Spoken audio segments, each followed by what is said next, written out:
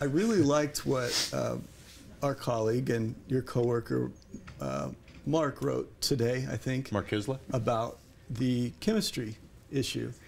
And it's something that I think is very hard to define, but I thought he really hit it on the head. And he and I, maybe over a bourbon or two the other night, discussed that, how the two issues maybe facing the Broncos and the Nuggets are similar. You go in the Nuggets locker room for much of the last 18 months, and it hasn't been together. There's separate entities. I think it's the idea of the hired mercenaries. When you bring so many different guys in from different places, well, I think the Broncos have faced that a little bit too, where you don't have a strong core that may be personally invested in the franchise. Isn't that the nature of sports these days, Paul? Isn't really everybody a mercenary? And I'm not just talking players. Coaches, general managers, nobody stays in one place for more than 3 years anymore. Sports. So it's tough. And that brings up a great point, because so much of winning has to do with the chemistry inside the locker room and on the field. It's harder for teams to develop chemistry these days. So if you can keep a good nucleus of players and coaches together, like New England, as you just said, you got a better shot at winning. Yeah, I think. But see, that's not even true of New England. None of these guys that played on this team had a Super Bowl ring, except for Tom Brady, and I think there was one other player on the team. This team is they come and go. We had a discussion. But you had the essential tandem that had been together for a long time: the head coach and the quarterback. Yeah, Paul. We had a major argument the other day about John Elway saying, I want to draft and develop, kind of what the Rockies claim to say. And he goes, well, he's really not doing that effectively. And I said, he's drafted 29 players, and 25 of them are still with the team. So he's trying to do that, but you can't do it all in 2 years. So you are stuck with, for want of a better word, of going out and getting mercenaries in this time. And that's what he's done. But every team does that. I think Seattle seems to do it less, that the Legion of, quote, boom, but they lost players before during this year. They lost two key players on their defensive line after last year. And maybe a better phrase than chemistry is the bottom line. You have to have a program in which your athletes know what your bottom line is. And if there's one criticism I would have of Brian Shaw, we've seen that bottom line fluctuate. It started out as, we want to model after the Pacers. It went to, well, we should play fast because we're at altitude again. It's regressed back to that gradual pace.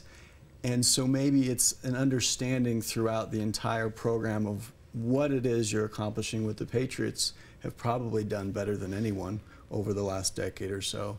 You know what you're going to get from them. And so maybe that's a better phrase than just kind of that abstract chemistry. So define what you want, and then go out and get the players that fit. Absolutely. Whatever that is. Well, and I think that's a good point. Just to finish that, or let the two of you chew on it ultimately, is that the Patriots look for pieces. John Elway looks for all-stars. Is that a fair evaluation? Yeah, that's the way it's gone the last few years, yeah. I mean, he goes out and gets Pro Bowl-type players. The Patriots go, and even if it's a slug, that's a guy that didn't work out because they brought back Blunt, who basically walked out on his team, but they know what kind of piece. You're right. Well, as what you're saying is the New England staff is looking for pieces that fit their style of play and their scheme. The Broncos are looking for more for talent, top talent. Do you think that's true? I mean, is that a fair assessment? In certain instances, I would say that what the Pats have been able to do, maybe better than anyone, is take guys who are on that second or final chance and know that this is their second or final chance. Coach Eustace up at CSU, he has a roster right now full of transfers. A lot of coaches that I know have said that's going to be really hard to make it work. But what Larry knew was this is their last chance. This is the end of the road for them. So they know that they have to buy into what coach is saying, or this was a wasted college career. It was a wasted 5 years for him. So maybe there's that understanding that you better make this work or we're going to cut you, because we know Belichick has cut guys. He did it on the eve of a Super Bowl a few years ago. He did this year, one of his key starting offensive linemen, and he traded him away right at the beginning of training camp because he didn't think he fit the New England style. But I think what happens Here is that guys come in, DeMarcus Ware, and Benjamin wrote about this that he dropped off so badly. I'm not so sure he's going to make the team. And people go, really? Are you serious? I mean, his level of play dropped off in a hurry at the second half of the year. He was a leader in Dallas. He was a leader. He couldn't be a leader here. It was his first year. You can't be a leader. You can't walk into any job and suddenly become the leader, except if you're maybe the CEO or you're John Elway, who's got a background. But I think it's difficult for guys in the defensive backfield where they offensively, and Emmanuel Sanders, he couldn't come in and be a leader right away of the offense, and that couldn't happen with T.J. Ward or Akib or DeMarcus Ware. And so let me ask the two of you. I know you want to take a break for something, but think about this, and we'll come back to that. So you have guys that have been here for a while. They were all drafted together. They all could leave here together.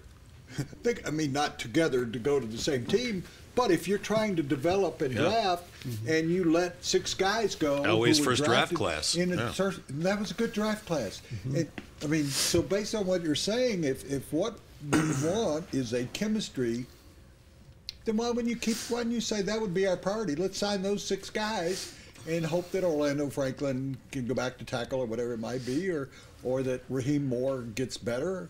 I mean, why not do that then, if that's what you're looking for is chemistry? If you can. I think that what maybe they have run into is those players, specifically in Orlando Franklin, in a market that doesn't have a lot of players like him, his asking price is going to be very high, probably higher than what his play deserved from the last season. So if you were to keep all those guys, you're probably going to go broke. I don't think they're that far away.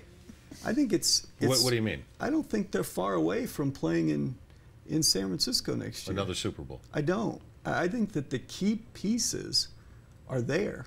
I think it's just a matter of plugging in a couple of guys, but it has to be the right kind of guys. It can't be the journeymen that have been over here. You have to know what you're getting in terms of character, I think, at this point. I think the character issue is a big deal.